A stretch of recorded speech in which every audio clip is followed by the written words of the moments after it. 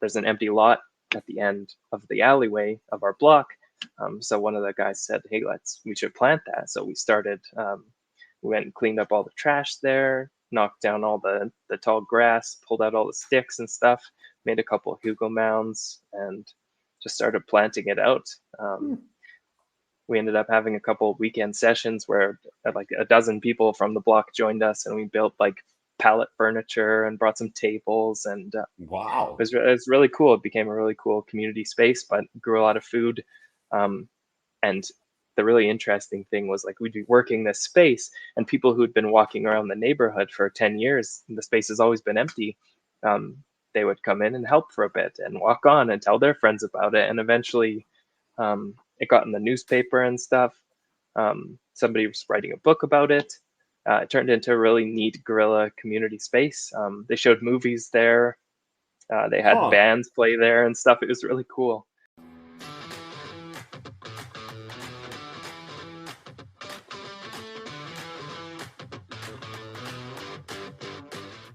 This is the Farm Hop Life podcast, the Traveling Homestead Family. I'm Matt DeRozier. Today, my guest is Simon Gooder. Currently living in Quebec, he has lived in several places in Canada, traveled quite a bit, worked abroad, lived in a van, gardened on and off for several years, stoked on permaculture and ecology, localism, and building community where you are.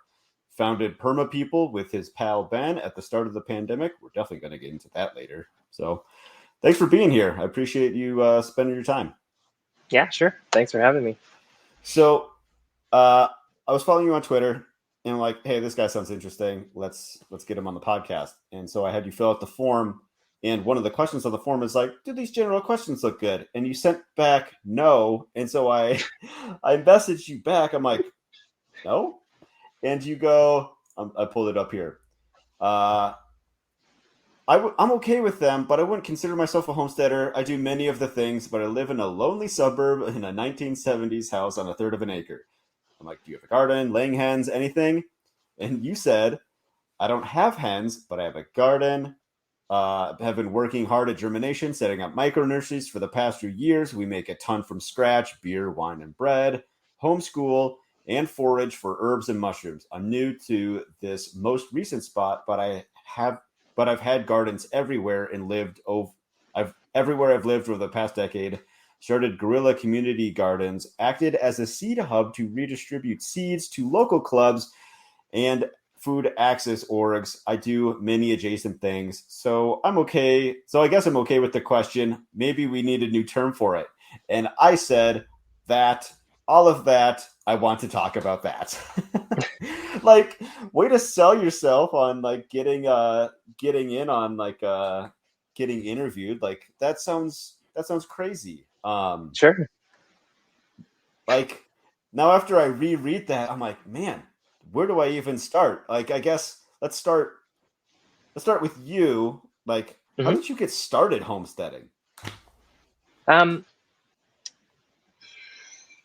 I guess I grew up doing a lot of nature stuff. Always been obsessed with animals since I was super young. But I grew up like camping and fishing and hiking and all that stuff. So I think anything adjacent to nature is super interesting for me. And my dad gardened a bit growing up, but food and flower, like tomatoes and flowers and junk like that. Had a little greenhouse. So that was like my only introduction. It wasn't serious. I wasn't interested then, but it was kind of always there. I think one of the major like moments for me though, I was in Australia traveling with a friend, and the people we were staying with said, I have this really interesting friend. He runs a community garden for at-risk youth. So we went and checked it out, and it turns out it was one of the OG permaculture gardens in Australia. I had no idea what permaculture was at the time, but it was just a giant food forest. You could walk through like full canopy, like we were picking lemons, and he's like, oh yeah, you got to pee, just go pee on those trees over there. And it just seeing it was like a full forest, but it was like the corner of a school field. And it's just, super fascinating. I think about that one all the time, and it's a source of inspiration for sure. And couple that with I'm a bit of a doomer, so that interest is there to be able to supply needs for myself and my family, but a mix of things, I guess. But yeah, Sure. When you saw that food forest, how old was it? Like 20 years old, 30 years old? Like how well established was it? I mean, it had to be at least 20 years old. The trees were good. Some of the trees, like it was full canopy, like tall Sure. trees. I know things grow quick in Australia, like it was near Sydney. So, um, Sure. That's a good but point. yeah, it was mature. It was still mature. That's Yeah. awesome. Do you remember who had like worked on that food forest? Was it like one of Man, the like David Hallgrim no, I don't. or I Bill don't think it Molson? was one of them, but Oh, it was okay. somebody who had gone to some of the Gotcha. earlier PDCs and stuff. Okay. Yeah, Where did you grow up? I grew up in the Okanagan in British Columbia, so Oh, okay. Nice. Cool. semi-arid desert wine country. Semi-arid desert. Hmm. I didn't know that the semi-arid desert could make grapes for wine. I guess I don't know. Yeah, Now I it's a know unique something. spot, I guess. Yeah. I guess. Yeah, yeah. Um, so what motivates you to grow your own food? Uh, I guess it's always been interesting, like being able to sort of design and guide systems, and make things grow. Once you accomplish that, originally it just feels really good. But there's also like wanting to have resilience within the community. That's my main motivation now, and supplying food for my family, teaching my kids about growing food, and really an extremely important skill. Um, yeah, and again, as I said, I'm a bit of a doomer, so there's a prepping aspect there too. Sure, sure. That's totally fair. Does um where's the best place? I guess it's probably hard to pick one. Of all the gardens that you've had, where's which one are you most proud of? Like, oh man, this one was my favorite that I worked on. Um, I think they're all interesting for different reasons, Sure. but we spent a summer up in Yukon Territory in Dawson City, so like a gold mine or a gold rush town. And my partner and I, we lived in a wall tent. And when we rolled into town, we were staying at this hotel, and we had bought these big like trug tubs, like the soft, flexible buckets, and we started this garden of all these tubs outside. It was probably like end of May or something, but we met so many people from having this outside of our hotel room. So I think that was a super interesting one. And we went on to live in that wall tent, and we had all sorts of things growing in the forest clearing near us, but it kept getting eaten by moose and stuff. But Oh, that one was interesting. But I think that would be interesting. where I'm at now. I know that I'm going to be here for a long time, so this one I'm definitely much more invested in and interested in. Nice. Um, so let's talk about what you're working on right now. So what kind Mhm. of like methods, techniques, or practices are you using? Because what zone are you in? 5B here. Okay. hmm I'm really drawn to like the whole systems design and permaculture. Definitely my biggest inspiration. So trying to go like super low input, everything's like beyond organic. I wouldn't add anything besides household food waste and stuff like that. Lots of grass clippings, leaf mold, things like that. Lots of diversity. I'm trying to plant everything together. Lots of experimentation because you never know what's going to work in your specific Right. space.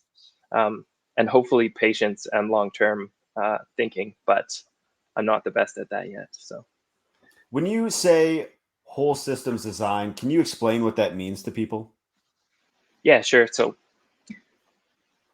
including yourself in the system that you're building, um, first and foremost, but including everything that's kind of already there as well. So how you move through your system, consider the weather patterns in your specific spot, consider how the sun aspect hits every area you're in, um, using what you have there already, how the animals interact, how the wind hits your space. Yeah, so just considering everything as one as a whole. Do you do permaculture like consultations? Like, are you a designer at all or anything? No, not really. Just I'm a for design. yourself? I'm a digital designer, but I'm not a permaculture designer. No, Okay. just for I was just myself. Yeah. curious, like, if you were to like, how long would it take you to make a plan? Like, so how long have you been on your current property? Just in September. Oh wow. Okay. So coming Yeah. up on a year here. Um, hmm what do you have a like plan for your whole space yet, or is it kind of like just evolving as you go, like starting with your zone one and Yeah. working out, or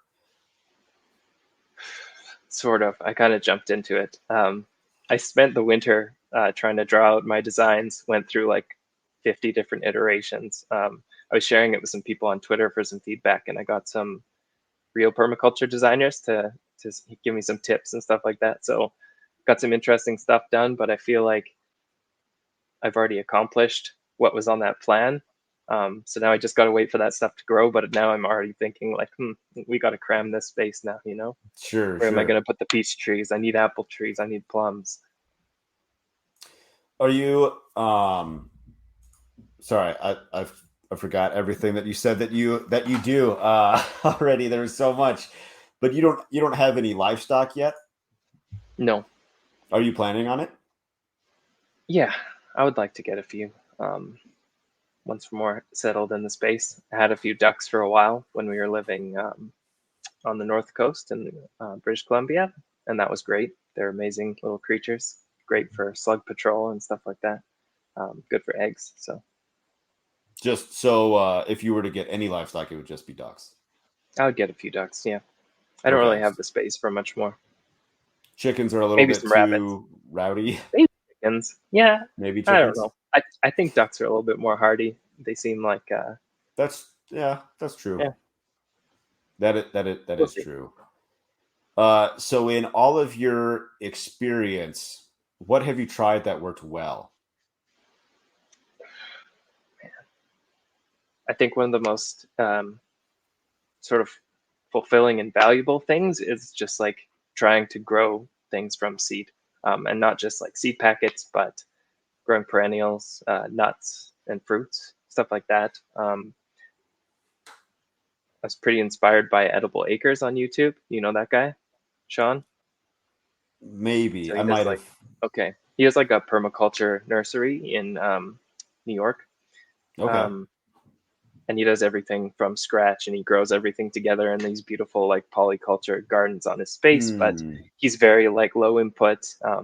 Anyway, so inspired by that, I went to like a heritage nut grove back in my hometown a couple of years ago, and in the fall, so the mast was everywhere, like all sorts of different nuts.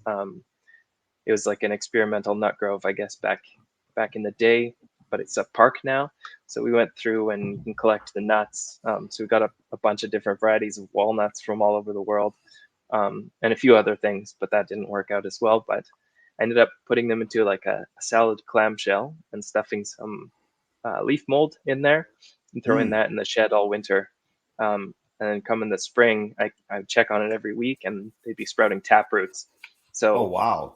I got some nursery pots, and I ended up like no input at all, just like soil from wherever I could grab it and mix with leaf mold, and had these massive like 3 foot walnut trees by the end of the summer, in pots. So I ended up unfortunately moving across the country, but I was able to donate some of them to some local food organizations and sold a few others for some other homesteaders in town. But That that sounds. is just surprisingly easy. I didn't have to do anything. I'm super curious. I've never seen this before. So a clear salad clamshell you're talking Yeah, about, and you yeah, just so that so I so could you have see like a when they were greenhouse sprouting. effect, or Yep, yeah. and you just like put it in like the windowsill or something inside until it's. Put it outside. It needs to get cold stratified. Oh, okay. Yeah.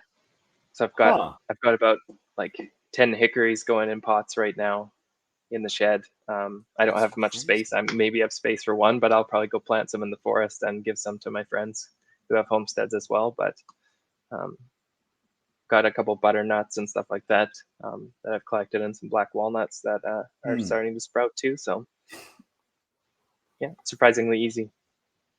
That kind of blows my mind a little bit on how simple Hmm. that is. Like Hmm. I've seen the oh, what the heck is it?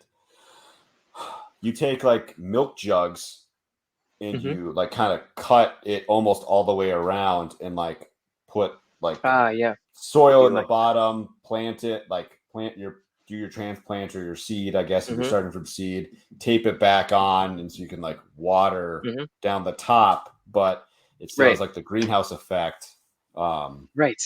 Um, Sean at Edible Acres actually gets just these big tubs, and he just fills them with like hundreds of seeds in each one, like stone fruits and nuts, and just throws like wet wood chips in there and buries it, and then digs it up in the spring and plants it all, and he grows thousands of trees every year. Huh. How much you said Edible Acres is the guy? I'm gonna have to look this guy up Hmm. Yeah. after the show. That sounds cool. Who are some of your other favorites other than Edible Acres? Ben Falk, he wrote The Resilient Farm and Homestead. That's been a huge one. Sepp Holzer as well. He really kicked off my permaculture interests. I came across his documentary, Farming with Nature, like back in like 2007, maybe randomly on YouTube one day, and it's so cool. He's the guy that's growing lemons in the Alps, Sure. um, and he's got caves for his pigs and stuff. He's just done some really cool experimenting and shown what's possible. I've heard the name plenty. I actually just haven't seen like any of his stuff. Mm. Um, He's fascinating dude for sure. He yeah, also walks around with like a bucket of like vegetable seed on his property and just sows it everywhere. And so he walks along, and him and his wife just like harvest vegetables from like multiple acres, and it's just wild trees mixed with apple trees that he's planted, like, and cabbage growing here, lettuce growing there. It's really neat. He's created like an entire like multi-acre it's almost this like forest. And chaos exactly, yeah, of plants. But I mean, it's really if it neat. was meant to grow there, it wouldn't Hmm. have. Yeah, so That's it.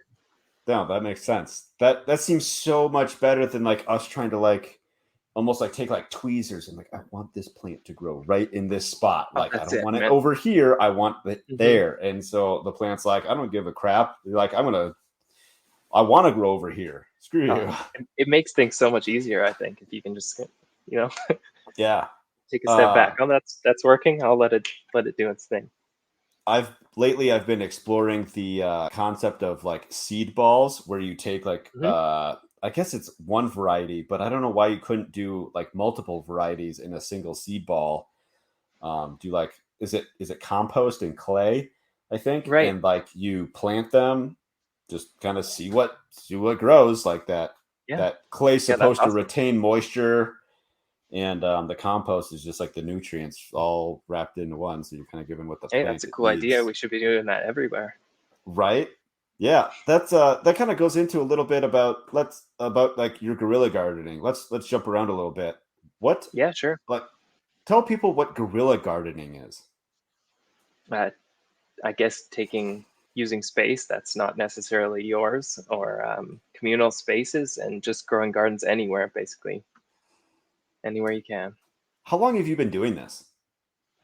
Um, well, I dabbled in it for a while, in the various places that I was, by like just growing food in the clearing in the forest when I lived in the Yukon and stuff like that. But um, when I was in living in Montreal, we became pretty close friends with some of the other people in our apartment building. It was just like a 4 story, and one of the other dudes there was super into permaculture.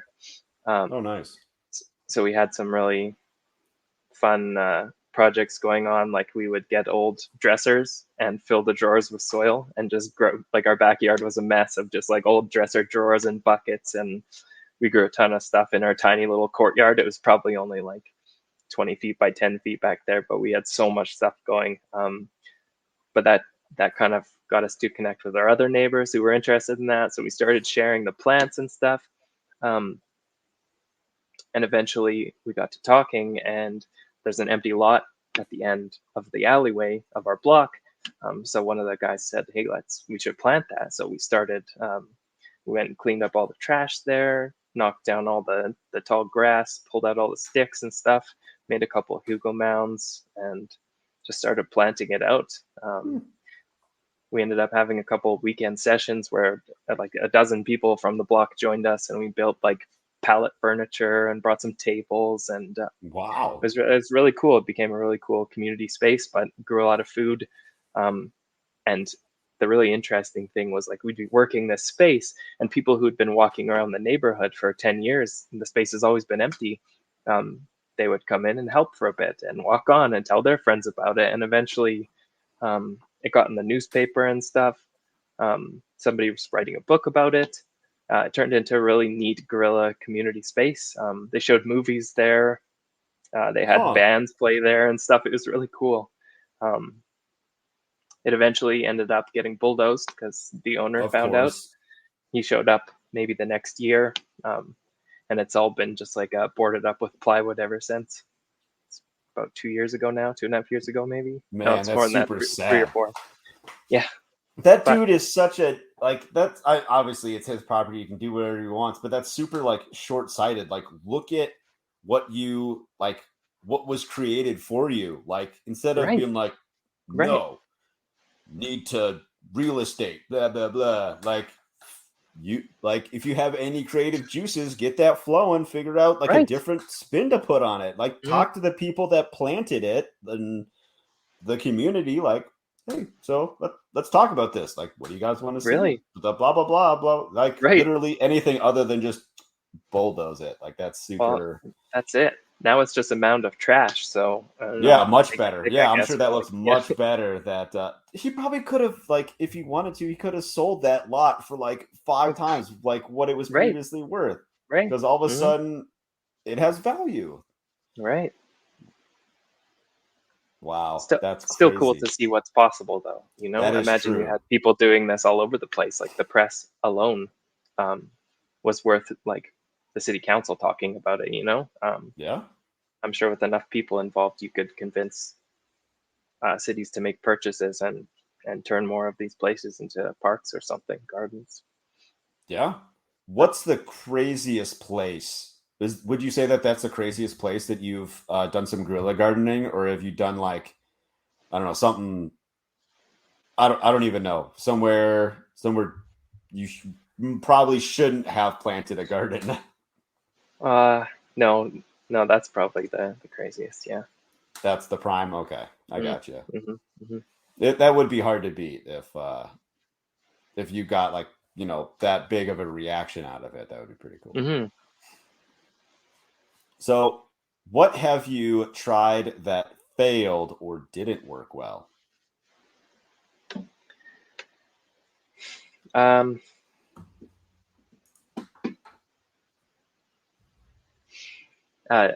tried living in an extremely remote place and attempted the homestead, thinking like the off-grid life was for me, but it didn't work out so well. What kind of place? What did you say? A what kind of place? Like an extremely remote.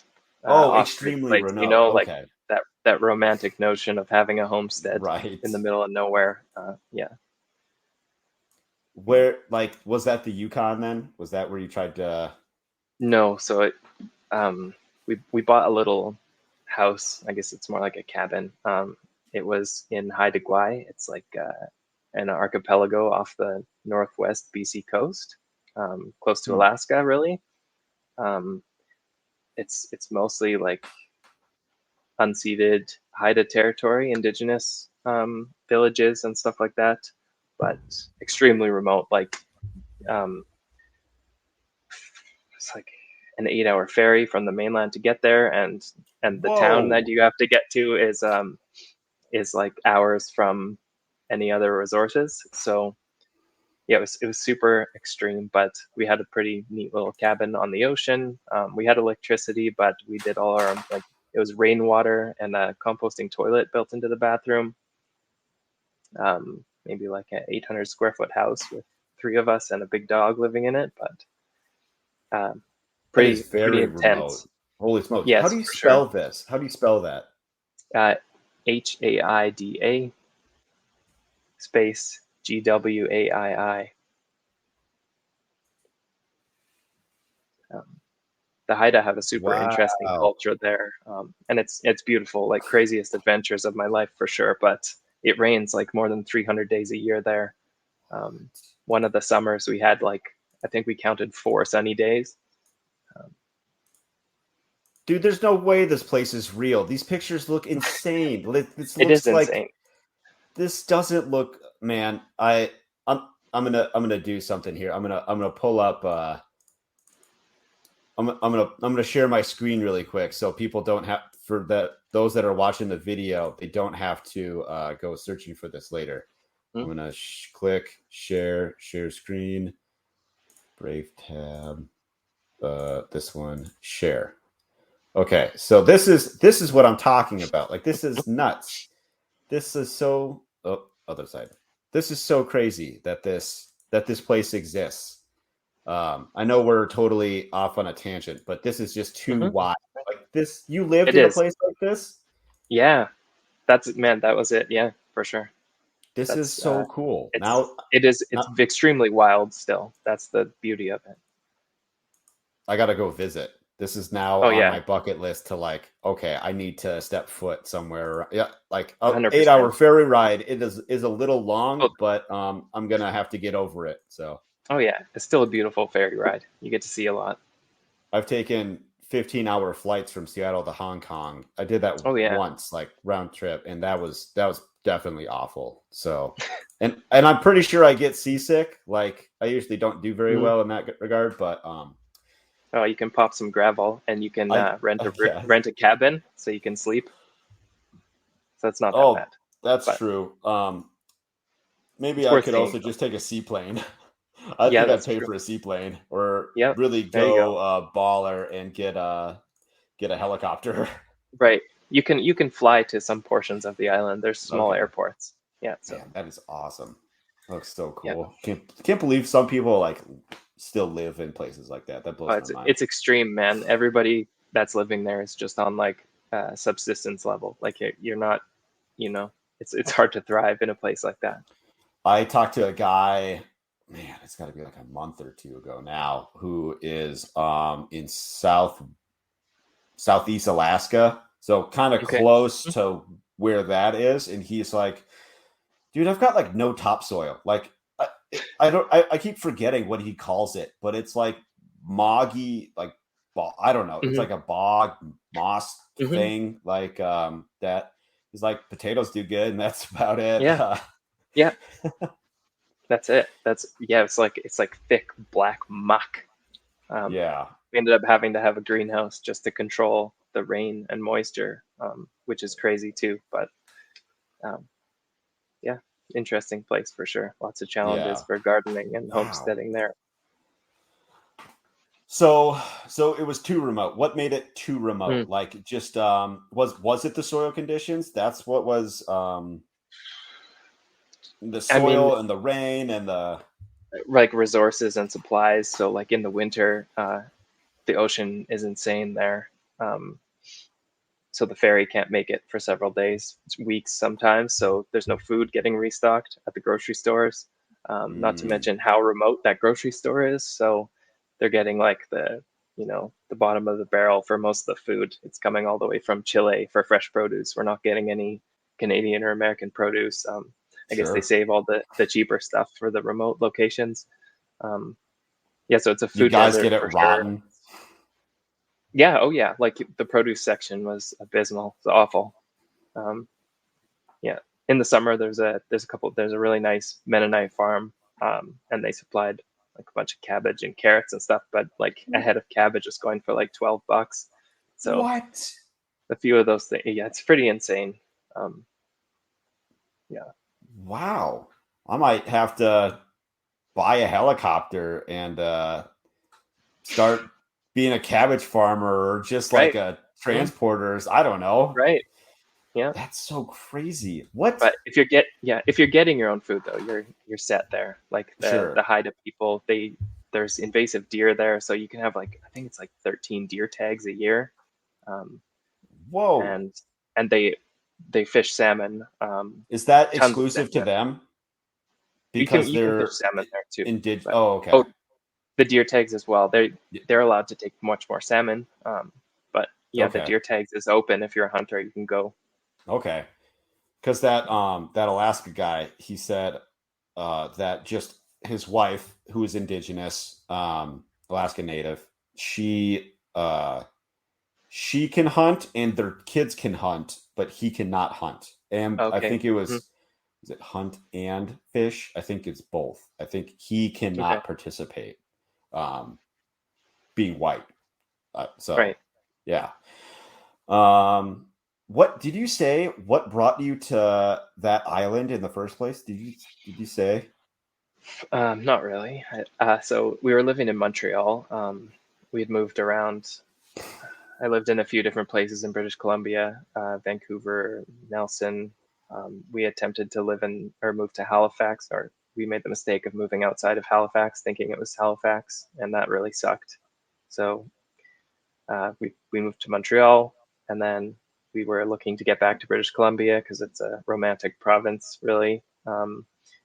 And real estate had started going up at that time. So we were Mm, like, oh, what do we do? We found this place. It was like super affordable. So I went and flew out and checked it out. And I was like, well, it's pretty dreamy. There's a lot of opportunity here. It was like an acre overlooking the ocean, mm-hmm. like an inlet on the ocean. And it was on a big hill on the backside, backing onto just like uh, thousands of acres of forest. Um, so it was a really beautiful spot. It seemed romantic at the time, so Yeah, we went for it. We're pretty spontaneous, and that's awesome. yeah, That sounds just so crazy. So did you say that you tried it for a year? How long did you say? we lasted almost 3 years there. Almost 3 years. Okay. Mm. What was the what was the final like nail in the coffin, or like straw that broke the camel's back? What was the Right. like final thing So you're just like, can't do it anymore? we had said we were leaving a few times or attempted, and we'd go like drive down and visit my family, and go back up and be like, okay, like let's give it another shot. Let's like expand our house. Let's build a tiny home or something, so we have more space. And I think like a week after we had said that we're going to stay, my dog escaped at night and ended up getting hit by a car and dying. So um, that was a pretty brutal day. And we Dang. said, okay, we're done. That's it. We're leaving. That's the sign, that's the final sign. Sure. That's super Yeah. sad. I'm sorry to hear that. Yeah. Thanks. Jeez. Um. Sorry. I'm just trying to like, okay, how can we move out of that, out of dead dog All territory? good. All good. What has been the biggest challenge in farming that you faced, or homesteading? I think learning to just be okay with where you are. Um, every time, like, try to put time into something, end up leaving. You know, we spent so much time looking for the place to live. Hmm. I feel like we found it now, but like so much of that, like we put so much time and effort into our place in Haida Gwaii, trying to do the homestead thing, planted a whole bunch of trees and dug so many gardens and ponds for the ducks and stuff like that, and worked on the house. And then couldn't hack it. So yeah, Sure. I guess that's it. Finding that place to really continue to be motivated to put in the effort. The Yeah, long term vision. that would be tough because, like, it's, man, I got a lot invested here, but it's just not working out. Or like, and sometimes it is just restlessness too. Yeah, absolutely. It's like, I'm kind of over being here. Let's go Hmm. somewhere else, It's so hard to find that place, the place. right? I don't know if it even exists for everybody, but I think some people, I almost envy people that um can stay in one spot and they're okay with that. hmm. Um, I get, I get, I don't know. I just feel like there's too much to see to just stay in one spot. I I get it. Yeah. think Hmm. like we have our place here, but we're gonna hit the road and go visit other people. Yeah, hopefully it's amazing. worldwide eventually. That's the goal. It'd be awesome to, come see what you're doing. Yeah, Um, for sure. if You're Canada welcome. ever lets Americans in, or if America lets me back in, I guess. Right. Um, Yeah. but yeah, but then I always also think about the people that are too content, like staying where they are, that they're just like always like, oh, it'd be nice to go to Alaska. So go to Alaska. Mhm. I Right. can't. Mhm. And then they come up Yeah. with every excuse to not do That's it. that thing. And man, that just drives me nuts. It's like Yeah. you're just cheaping out. Like you're playing like uh intellectual laziness to That's it. not figure Yeah. out how Hmm. to actually do what it is that you want to do. Right. I mean, if I can do it, anybody can do it. Really. Yeah. That's the way we see it. Like, You might have to live in your you know, van, right. but But it if worked. you want to do it, then do it. Yeah. Yeah. Can we talk about the I living get in it. the van for a little bit? Was Yeah. that Sure. by choice? Like, or was that by Yeah. circumstance? Sort of. So, um, when we were living in Vancouver, my partner and I thought it would be cool to buy a van and travel around the province. And we ended up spending the summer cruising around, taking our kids on adventures, going camping, visiting friends. And then we ended up not really being able to find a place when we got back to Vancouver. So we ended Hmm. up living in various parking spaces over the winter in Vancouver. We lasted, I think, pretty sure we were in the van for like 4 months, I think. Um, Hmm. yeah, That sounds rough. What's it winter was like okay. in Vancouver? Because I went to, It's okay. let's see, I'm trying to think of when I went to, it was like Vancouver and Whistler. Hmm. I don't remember. I honestly don't remember the months that I went. It might have been November that I went to Vancouver and Whistler. Hmm. Did a little, I had like a 5-day vacation or something like that up there. Um, Okay, it didn't seem that bad. It was very like, it it's pretty was mild. very wet. Yeah, yeah. Oh, yeah. It's gray. It's gray and rainy for sure. Yeah, Yeah. Yeah. yeah. But it was cool. Um, what's that? There's like some suspension bridge park or something like that. I don't remember what it Oh, was called. Capilano, I think Yeah. Yep. probably. Yeah, That's it. yeah. Yep. Cool. Yeah. Yeah. That place is cool. Yeah, that's a Um, good one. Yeah. so, oh man, I had a follow up question. I don't remember what it was. What's the best part about homesteading?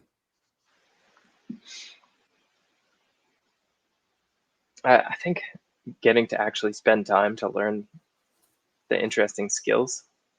Um, I've always had an interest in like building stuff.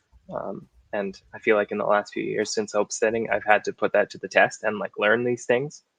Yeah. Um, I feel better off for it. Like I had to learn how a pump system works when I had a rainwater system. I've learned to put in flooring. Like I've had to learn how to use saws and stuff like that, and then you learn all the gardening skills and the planting skills and the nursery skills and um, taking cooking to another level, when you're Oh making yeah. bread or fermenting things and making drinks and stuff. Yeah, I think that's it. The skills I find really interesting, and um, I don't know how to say it, but it builds you up as a person. Oh yeah. Do you say you enjoy the process of learning?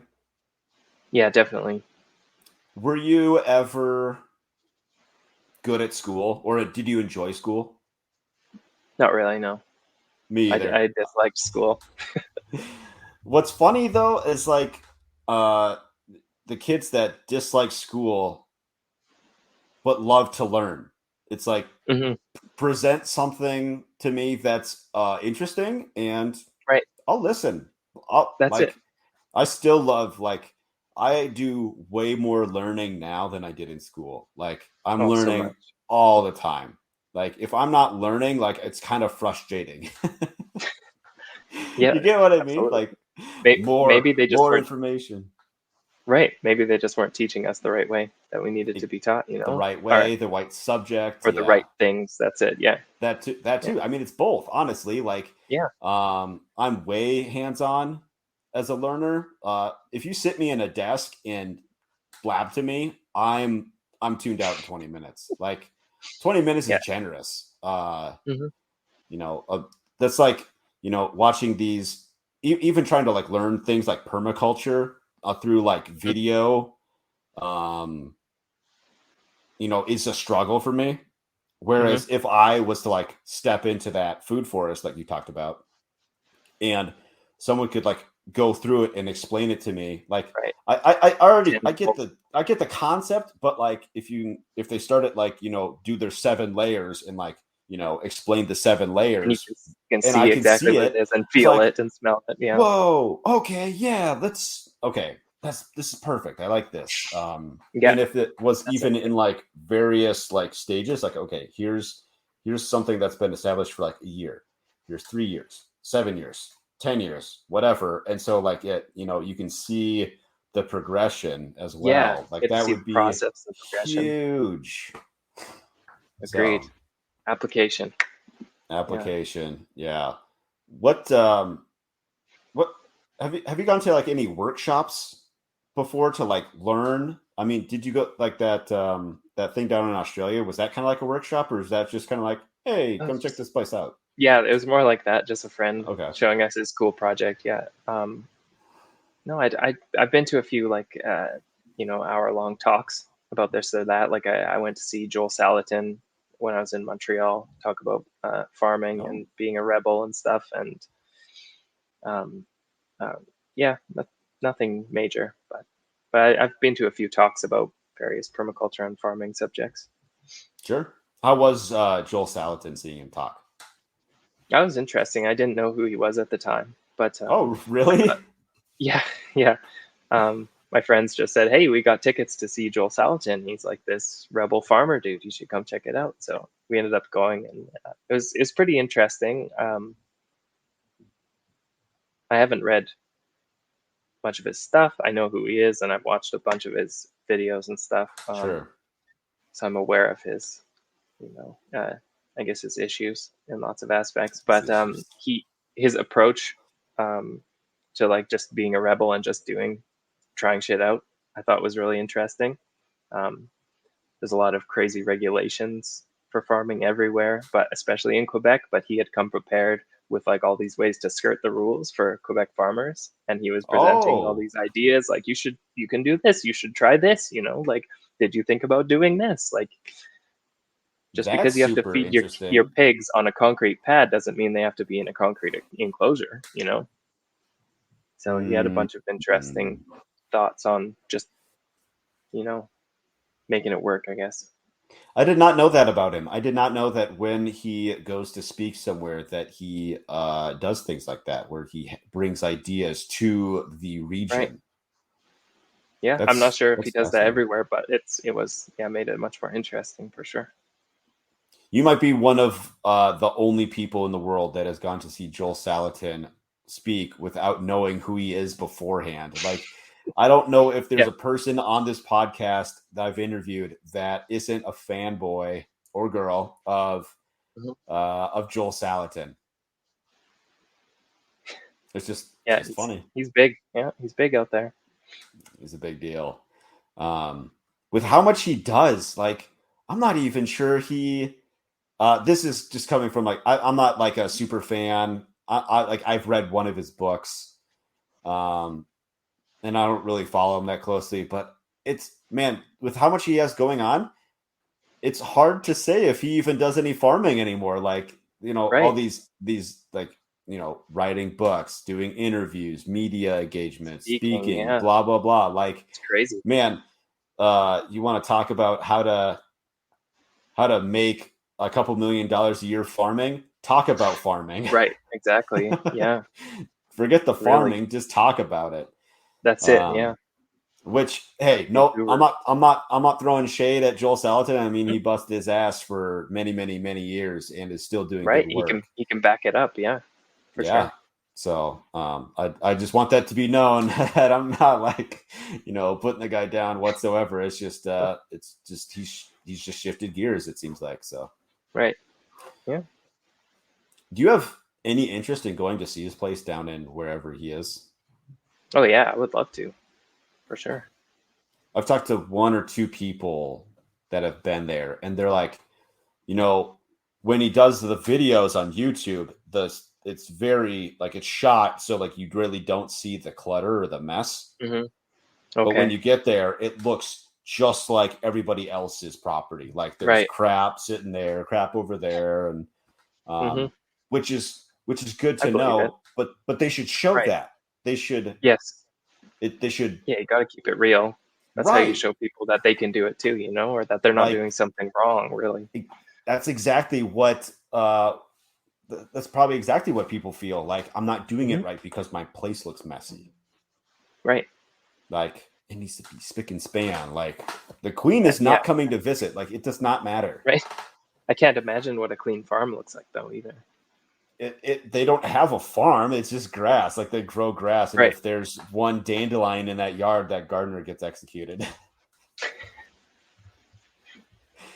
uh, so what is a micro nursery? I think just the idea that kind of on what I was speaking about before, how easy it is to grow certain things and propagate certain things. The idea that you can grow a ton of like plants, trees, perennials in your own backyard for a little or no money. You just get buckets and soil, or make your own soil out of leaf mold and grass clippings, and go find some nut trees in your city, or whatever, honey locust pods, or you know fruit seeds, and just plant them. It's a lot easier than people think. Um, Sure. it'd be cool to get more people actually producing on that level of the micro nursery. A lot of potential to just be creating new trees and not have to spend any money on it and share them with neighbors and stuff. Do you do microgreens? I don't. No, Oh, have you ever tried it? I haven't. Oh, okay. I was just curious. Some people I've seen You? that I haven't done it yet. I actually wherever my seeds are, they might be up on the seed cabinet here. We were going to do it this year, and now that we have like the grow cabinet, Yeah. um it's empty because everything got planted. Almost everything got planted. Now we have the space available to do microgreens in this cabinet here. Hmm. So I was going to try it this year. I got a bunch of stuff. Yeah. Like one thing that does not work for my wife and I is growing lettuce. Okay. Not that it doesn't I grow. get it. It just we kind of forget to harvest it. I guess. Then all of a sudden it gets too big and like. It So we bolts. were Yeah. like, okay, so what if we just grew lots of little lettuce, I guess, and Hmm. did microgreens, I guess. I don't know. So we're gonna Sure. we're gonna try it, try I something. think it would be great to do a box or something in the winter for sure. Keep a couple of boxes cycling, getting some fresh greens going. Yeah, absolutely. That'd be Um, good, I guess. if you can't get lettuce to grow, have you ever tried mustard No, I or haven't bok tried choy? mustard. Uh, Bok choy would be giant interesting. giant red mustard is one of my favorites, just because it grows so massive, and like one leaf is like the size of your head, and it grows super fast. It's grown well everywhere that I've planted it for the past few years, and I just bring the seeds with me when I collect them after they bolt. But um, it's a great plant. Tastes delicious, a little bit spicier than lettuce, but it's quite resilient. And bok choy has been really good for me this year. That's why I asked. I got some bok choy seeds when I was doing the seed hub last year. Just like a big bulk bag of them. So I've been seeding bok choy like crazy, but it's delicious and it's grown really well so far. And it works as a salad too. Um, are those seeds available on permapeople.org? Not right now. No, What? They're not? Oh no. man. I'll put up my inventory in the fall. All right. All right. Yeah. So I'm gonna I'll I'm send gonna you share some. my Send me oh, your that'd be address. I'll send awesome. you some. I That'd can be send so you a package. cool. Yeah. Yeah. Yeah, for Uh sure. So I'm going to share my screen. We're going to talk about permapeople.org. Sure. So let's see here. Do it right. How did this start here? This permapeople.org. Can you tell me about this? Yeah, for sure. So at the start of the pandemic, I was laid off from my job, um, and I was trying to learn some new skills. So I thought it would be a cool idea to build a plant database. And I was starting to just fool around with the idea of pulling in data from Wikipedia and organizing it differently. And then, like maybe a week after I had started that project, I came across somebody on Permies.com saying that they Mm-hmm. were looking to build a plant database and they were looking for someone to help. So I reached out to Ben. He's in Berlin, and Oh, we talked a cool. few times, and we've sort of been iterating ever since. Started super small on just importing the plants for a date or plants for a future database, and then we built on that with a bunch of Wikipedia data, and then we built on that with a bunch of our own data. We collected spreadsheets, and we've just been we spent hours and hours just manually entering data to try and make it Holy smokes. more full than Plants for a Future. And then we've slowly added more features over time. Like our marketplace is super popular. It's location based and open, and everything's 100% free. Um, so yeah, I think the marketplace has been the biggest surprise. We kind of just built it on a whim because we wanted to swap seeds with people, but we see a lot of action there, which is really cool, and a lot of people starting to list more things beyond just seeds. Like there's kombucha and stuff on there now, and soaps, and yeah, it's kind of interesting. I think just providing people a free platform to at least swap seeds, if not sell things too. So, So they could do seeds and like bare root or something? oh yeah, anything. Yeah, and you can Cool. set it to your location. So the idea is ideally you're connecting with people near you to find things that are suited to your location. Nice. This is cool. I had only looked at the plant database part and I was like, Mm-hmm. oh sweet. Okay. And then missed I must have missed the marketplace tab at the top. But Yeah, this is sweet. yeah, thanks. And I mean, over Cuba. 90% of the people are um, open to trade. So there's almost no money swapping Oh, hands on most of sure. these deals. So you see the little red circle on there, that means open to swap, and Oh, okay. almost everybody is. So That's super cool. So if I go back here, for those that are on the audio, I'm playing around on the map of the permapeople.org/marketplace. So if under filters, is there a filter for zone? no, not right now. Oh, okay. Um, Because is but in that the the in the database, you can look for the plant that you want and go to that page. And if there are any listings in the marketplace, you'll see that on the plant profile as well. But okay? So there's let's definitely go. not for everything. But So if I go back and so like USDA zone 4 trees, they'll grow in my zone 5. So if I click on this fire resistant USDA zone 4 trees, um, where would it show up that this is available on the so marketplace? right, so this is just a list that people make. You Okay. can make lists to organize. So like say click on black walnut there or any of the trees. Doesn't matter. And it's all good. Holly oak. Sure. Yeah. So this will give you all the information about growing it. You can scroll down a little bit. You can see about the hardiness zones, the layers, sun, and then you'll see here in the marketplace if there's any listings, they'll be right Ah, there. okay. So Gotcha. This is awesome. How would you how do you feel about those plant identification apps? Have you tried any? Do any of them oh work? yes, I love them actually. I use it every day, like multiple times. Really? Seek is my favorite. It's tied to iNaturalist. If you're not familiar with that, or if you're familiar with iNaturalist, Okay. It's Seek I Naturalist. yeah.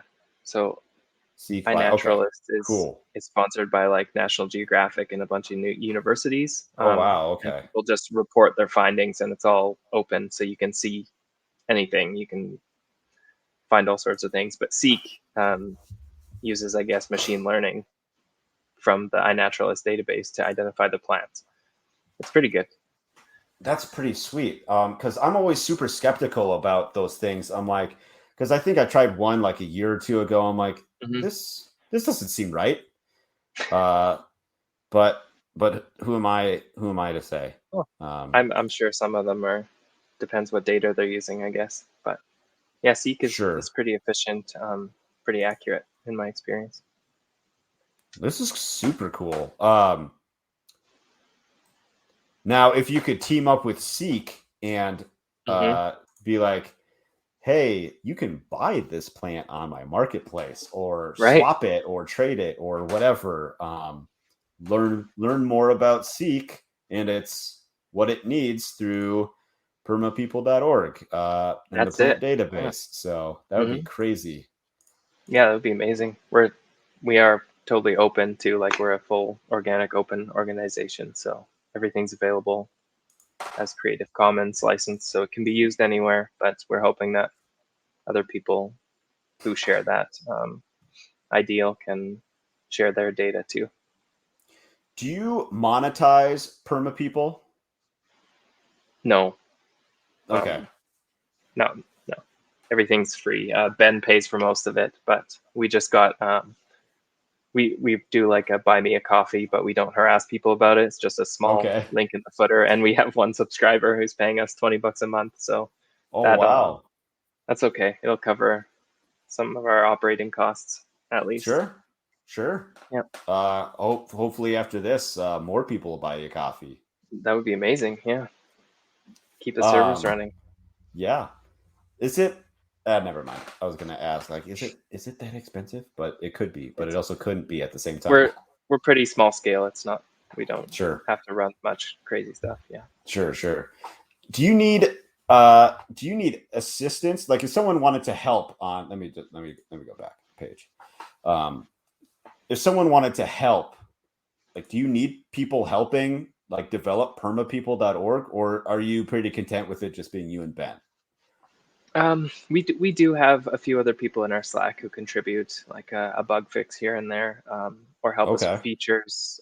Like, we just had someone reach out to us through Reddit and said, "Hey, I want to scrape some data for you guys." So they made us this really nice data sheet of like 5,000 scraped plants, or 5,000 plants, with some information we were looking for on like native range and habitat, which is Whoa. super cool. So yeah, people come to us with these random ideas, and we've had quite a few over the years that we've been at it. Just come with specific contributions. Also, the database is fully open. We get a lot of contributions there, so you can go fill out a plant profile. Lots of times it's just basic information, whatever is on Wikipedia, and then people come add their own pictures, add some growing information too. Okay. Is there this might this might be above my knowledge base, but is there a way to, like, index Wikipedia automatically and bring it into permapeople, or like Yeah, so we ran some scraping with their API. We oh, like okay, matched cool. every one of our entries and pulled in some basic information from Wikipedia. That's pretty clever. That's because, like, otherwise, like, Yeah. that copy and paste, like, that'd be Oh yeah, off. Like, it'd be forever. impossible. It'd be like, all right, I'm gonna get someone on Fiverr to do this for me. Right. This Ben's is super good awful. at that stuff. So that's not me, but Sure, Ben does that sure. stuff, and he's great at it. You're Steve Jobs and he's Steve Wozniak. I get it. That's totally fine. So as we wrap up here, how do I get out of this? Stop. Okay, there we go. Okay, bring back my notes because it's the same. Okay, there we go. Wow, that was a struggle. Um, what would you tell people that wanted to get started? Um, I think some advice for anybody who wants to get started at anything would just be just start. You don't have to do much. Just start and start experimenting. That's it. Save your apple seeds and throw them in a cup with some dirt you picked out of the yard. Just start doing it. Start playing around. Experiment. The apple seeds. is an interesting take because aren't they like, because apples are like the weird plant where it's not, they don't propagate that way. You get an entirely new Right. species from apple seeds, and like Right. aren't most of them awful? Like when you do it that way, you're like, Um, oh, this is bitter, this is I, gross, blah blah blah. Like so I love this question because everybody always says that, but I swear that's just a myth. Have you ever tasted a crab apple before? probably not Okay. in the last 10 years. Definitely not intentionally. Okay. Okay. So crab apples, they're just sour, but they're good. I've never tried a bad crab apple. Okay. That's like Okay, the wild version of the apple. Around here, we're like in, a farming village or multiple farming villages. There's wild apples growing everywhere, like feral apples. And we've collected from dozens of different trees, and I have yet to find one that's gross. They're all good. okay.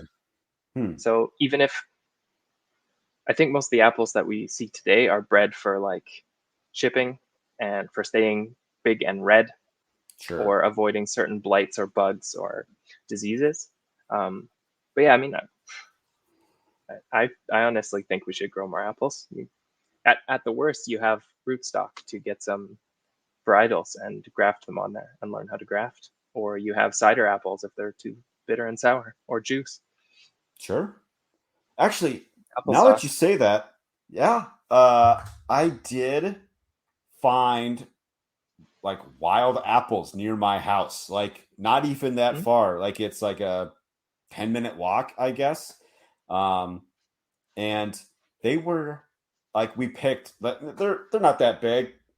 Mhm. Tennis ball at most. Probably tennis Right. ball. Yeah, I'd say tennis ball size. Mhm. Um, they were not that good. No. Okay, that's fair. They can be dry. Yeah. Um, maybe I should try it again, but maybe it's because I'm very spoiled on the Honeycrisp apples. Like they're just, oh, I mean, Honeycrisp is amazing. and the Honeycrisp lately that my wife's been getting at the store have been massive, like Oh yeah. Oh bigger man, than a softball, I guess. a good apple is a good apple. It's That's true. amazing. Hmm. Yeah, but yeah, I appreciate you being here and spending your time. Yeah. I Thanks for do having have me. a couple Nice to meet you. questions after. Yeah, good to meet you too, man. I got a couple questions after the show, so Sure. just hang tight and appreciate everyone listening. If you want to follow Sim, he is at Slim Goober. And what was the other? You got another one. Perma People has its own Twitter account, Yeah. right? At permapeople_org. Okay, perfect. I'll have links and share that. So Thank you. thank yep, thanks again. I like this interview a lot. Simon has had quite an interesting life, and I can tell he has a lot to say, but won't unless asked, which is why I had so many questions for him. Thanks for watching, everyone. Leave a comment, like, subscribe, and most importantly, share this video. Check out our website, farmhoplife.com. You can sign up for our email list or Telegram channel there to be notified when new videos, interviews, and podcasts are available. Send me a message at farmhoplife.com/contact or email me anytime, matt@farmhoplife.com. I'm always looking for new people to interview. If you'd like to come on to talk about homesteading, farming, food security, homeschooling, regenerative agriculture, alternative building methods, or anything else, pitch me an idea. Go to farmhoplife.com/guest and fill out the form. Go feed yourself.